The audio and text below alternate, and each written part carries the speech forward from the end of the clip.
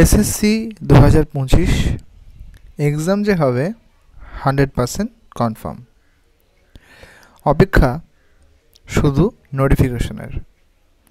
সমস্ত কিছু জানা রয়েছে যে কাউন্সেলিং বা মেরিট লিস্ট সেটা নভেম্বর মাসে, নোটিফিকেশন সেটা আগামীকাল অথবা 31 তারিখের মধ্যে অর্থাৎ পরশু দিনের মধ্যে। সব কিছুই পরিষ্কার। দুটো বিষয় এখনও পর্যন্ত কনফিউশন যে এক্সাম ডেট কবে হতে পারে।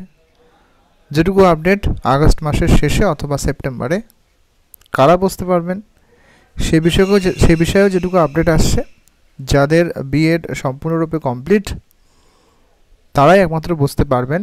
যারা পার্সুইং তারা কিন্তু বসতে পারবেন না। এখনও পর্যন্ত এইটুকু কিন্তু আপডেট।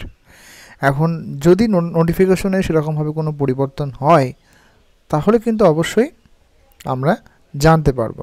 কিন্তু গত যে নোটিফিকেশন 2016 সেই অনুযায়ী কিন্তু যারা কমপ্লিট করেছেন একমাত্র তারাই কিন্তু এই এসএসসি 2025 পরীক্ষায় অংশগ্রহণ করতে পারবেন।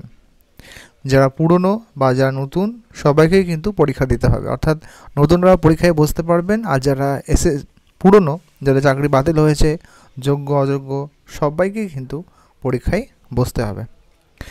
এখন শুধু অপেক্ষা নোটিফিকেশনের, এবং যেটুকু সময় হাতে রয়েছে প্রত্যেকেরই উচিত যেমনভাবে হোক, সেটা অনলাইন হোক অফলাইন হোক যেভাবেই হোক, তার প্রস্তুতি অবশ্যই শুরু করে দেওয়া। কারণ এরপরে আবার সেই সুযোগটা কবে আসবে সেটা কিন্তু আমরা কেউ জানি না। অল দ্য বেস্ট, শুভেচ্ছা রইল, প্রস্তুতি শুরু হোক। ধন্যবাদ।